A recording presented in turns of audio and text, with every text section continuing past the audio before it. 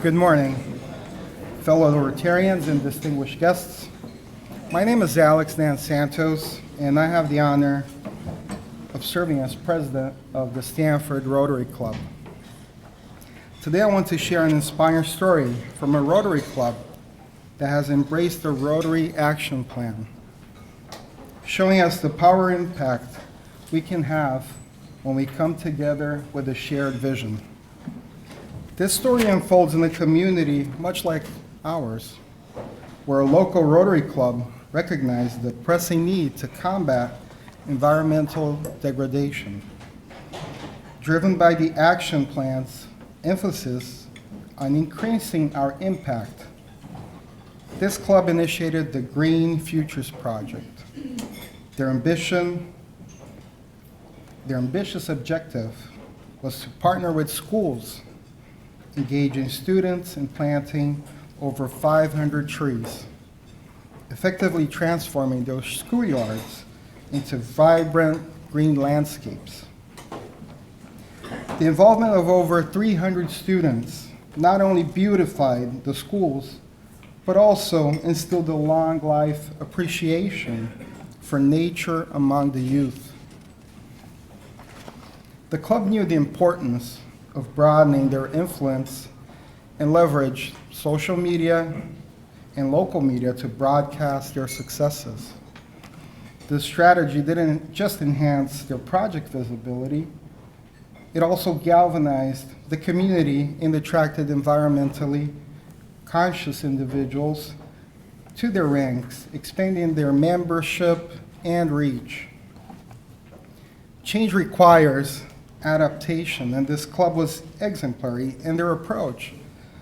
They redesigned the meetings to be hybrid, accommodating both in-person and online attendees, ensuring robust participation regardless of the circumstances. This adaptability was key to keeping members engaged and active. Additionally, they deepened community involvement by incorporating local leaders into their projects, which not only enriched their initiatives, but also solidified community support and collaboration essential for sustainability. The story of this club's dedication and success is a statement that the power of collective action and strategic planning. It demonstrates that the commitment and creativity, significant environmental and community transformations are possible. Personally, this story resonates deeply with me, especially after watching the poignant Dear Future Generations, from Prince E.A. His message about our responsibility to future generations has profoundly impacted my view on the legacy we are creating. As Rotarians, we have to correct mistakes of the past and to lay down a path of sustainability and conscious living for the future. This narrative from our fellow Rotarians not only fills me with pride, but also with hope and determination. It pushes me to think about how we, the Stanford Rotary Club, can contribute to this legacy, ensuring that our actions today forge a brighter, greener tomorrow for the generations that will follow. Thank you for this opportunity to share such an inspired journey, and let us be all motivated to take bold steps towards making a meaningful, lasting impact in our world. Thank you. Good morning, everyone. How are you all doing? Good. Thank you, Alex, for that inspiring message. I am Christine Friedman, the current district governor for Southern Connecticut, and I want to thank you all for being here this morning. If you had an opportunity to really watch the video that was played earlier, you will see that we really have to start thinking about what this planet is going to look like for future generations. But when I watch that video, I do have to say, I get a little stressed out and I get a little anxious. What is the future like for our future generations? Not just about the planet, but the state of peace throughout the world and mental illness throughout the world. What is it mentally and physically when we think about our mind, our body, and our spirit? What does that future look like for our future generations? We had recently Rotary International President-elect Stephanie Urchet visit our district. And that evening, we had an event called Charting Peace. And one of our speakers that evening was Shazim Khan. She is a Rotary Global Scholar. But beyond that, she is a young Muslim adult woman. And I had the opportunity to talk to her about what it is like living as a Muslim woman in a post-9/11 world.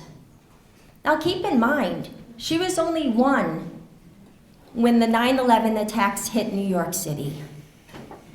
But she said growing up as a Muslim woman, she is stereotyped that men control her. Strangers rip off her headscarf. Their house was spray painted. Their mosque needed security, cameras, and fencing. But she has hope.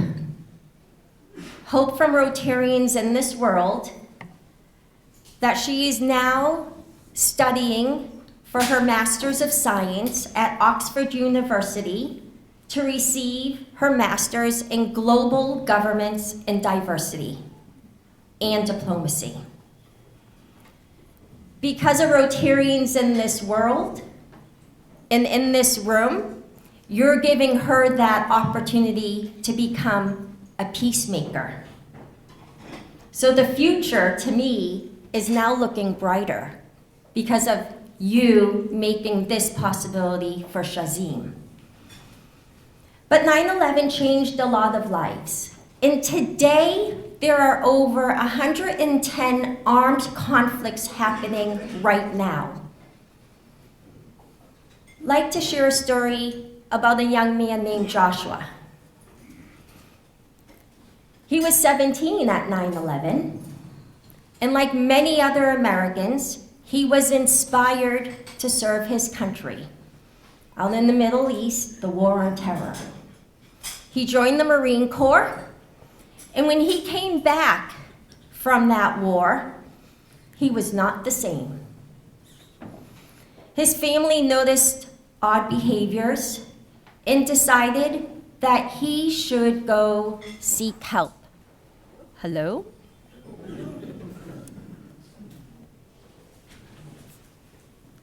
Are we there? Good. So his family decided that they should go help him seek help. He was 25 at the time.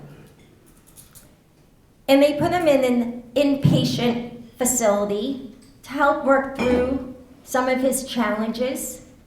He was having suicidal ideation. Try this one. Okay. So now, they decided to get Joshua help. They admitted Joshua into a facility for inpatient treatment.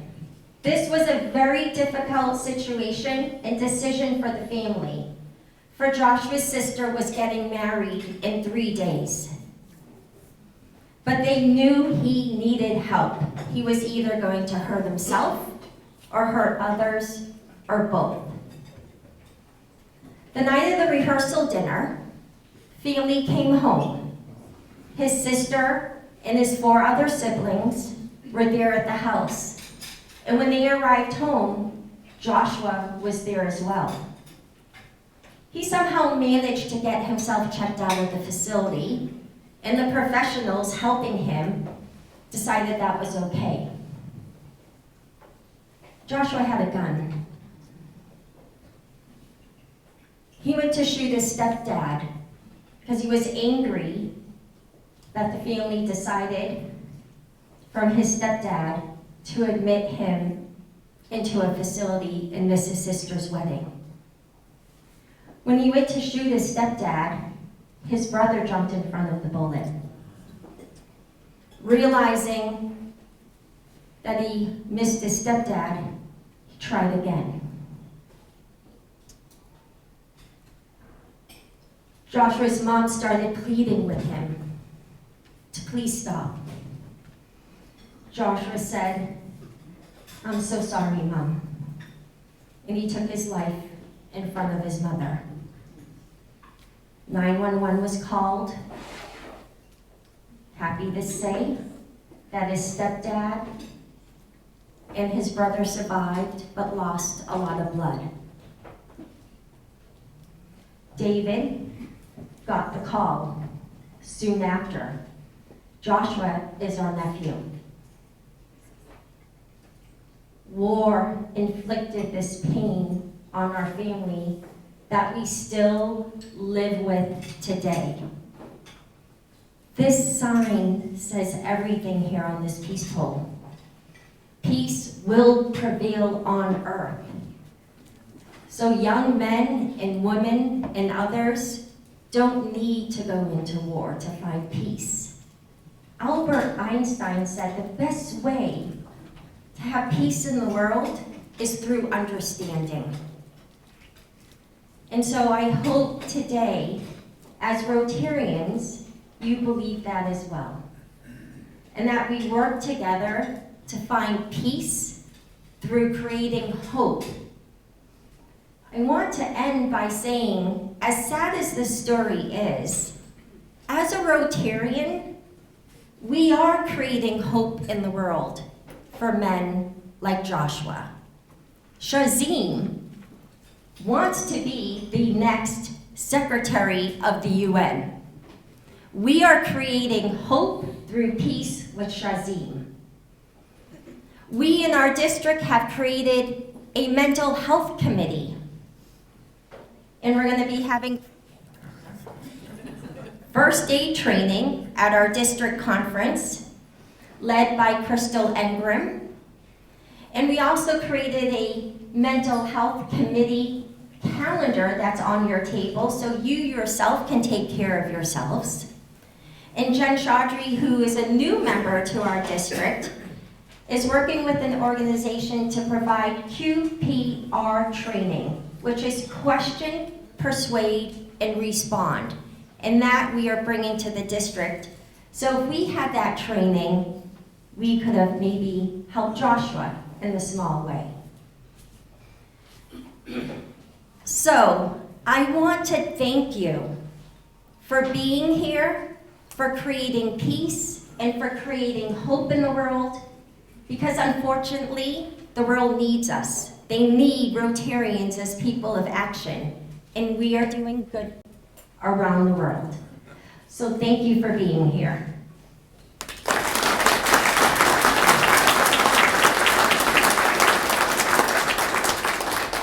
I do want to say, though, part of our success as a Rotary district is built on the foundation of those who have led our district prior to me being here.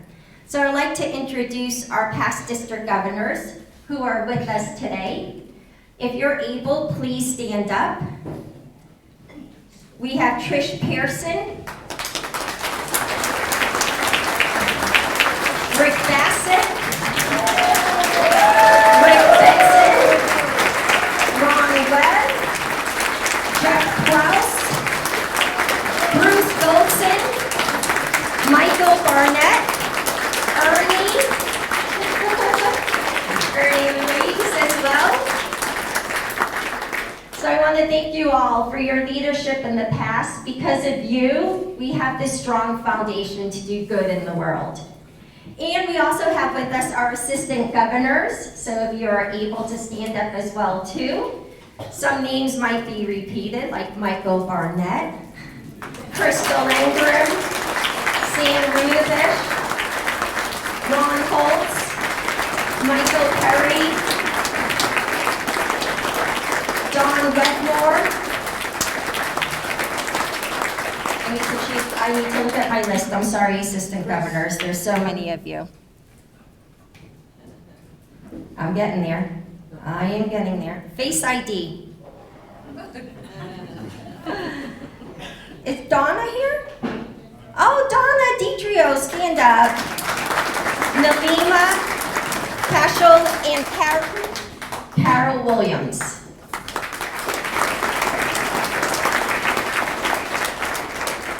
All right, now, oh, Chris Huffle. How can I, Chris is my hometown boy. There you go.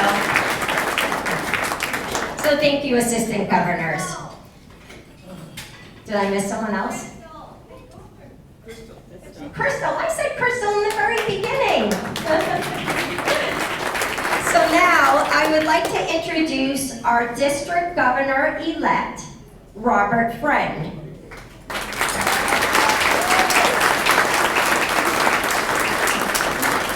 Robert has been a Rotarian for over 19 years. His home club is the Club of Madison.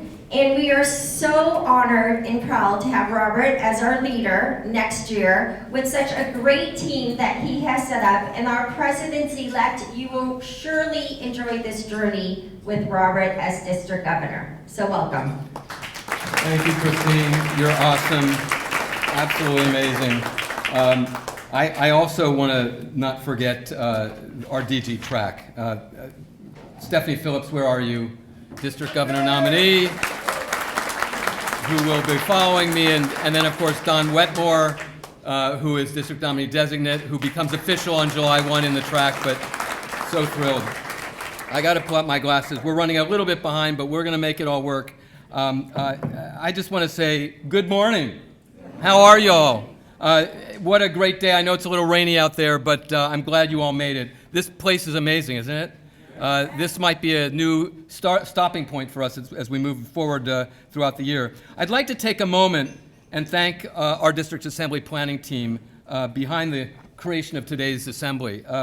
This has been a true team effort, and they have been stalwart and effective, and all of their names are in the program that you hold, so I'm not going to call them all out because there's a lot of them, but I just want to thank them all. I think we should give them all a round of applause for this amazing. So let's get to it. I'm here for a few short minutes to kind of set context for the day. I'd like to first reflect on the importance that continuity plays in Rotary. You know, each year new ideas are born and new initiatives are established.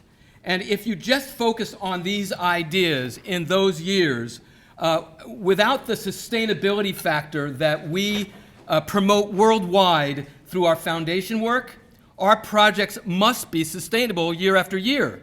So continuity, sustainability, it's all about growing future success, and that's why it's so important that we continue the work that DG Christine has established around mental health. And thank you, Christine, for those wonderful words you had around your nephew. Unbelievable. And a quick shout out to the chair of the Mental Health Committee, Eliza Sayward. I don't know if she's here or not, but she's past president of the New Haven Rotary Club, so shout out to New Haven Rotary Club. She's taken on the important role of leading this initiative for DG Christine and Rotary International President Gordon McAnally. Just amazing. And let us consider the profound connection between mental health and mental wellness and peace, which Christine alluded to. Every facet of the world is influenced by this. Peace is not merely the absence of conflict. It is the presence of justice, understanding, and the well-being of all individuals. This is intricately linked to mental health, where peace of mind sets the stage for peaceful existence. And peace is a concept that transcends boundaries and is essential to every facet of our interaction and interventions. Yes, yet peace cannot flourish cannot flourish in isolation. It requires the fertile soil of understanding and sympathy, nurtured by the arts. For those of you who do not know me, I grew up around the performing arts and the entertainment industry. It is my church, and it brings me so much joy. On the rear of your program, you have been introduced to a new initiative we are bringing to Rotary next year, an initiative that will be embedded in our district's continuity plan, Opus for Peace, a call to action. So please take a moment to read the Opus for Peace document included in the program. Our District Peace Committee, led by John Waller. John, would you raise your hand? From the Mystic Rotary Club, and Dennis Wong of the Westport Rotary Club, are committed to building high-profile public engagement of peace through the fusion of the arts across the state. Peace isn't abstract. It's the result of understanding and connection. Here, the arts are not optional. They are essential. They break barriers and build bridges. And today, I challenge each and every one of you to deepen its commitment to peace through the community through this bold, innovative initiative we call Opus for Peace. This isn't just about collaborating with artists. It's about harnessing the transformative power of the arts to reshape how communities think, how they listen and understand one another. I urge each club to creatively integrate the arts into their peace initiatives, be it through music, drama, visual arts, the spoken word, or digital media, to create engaging experiences that challenge perceptions and foster dialogue. Let's take a moment with Yo-Yo Ma.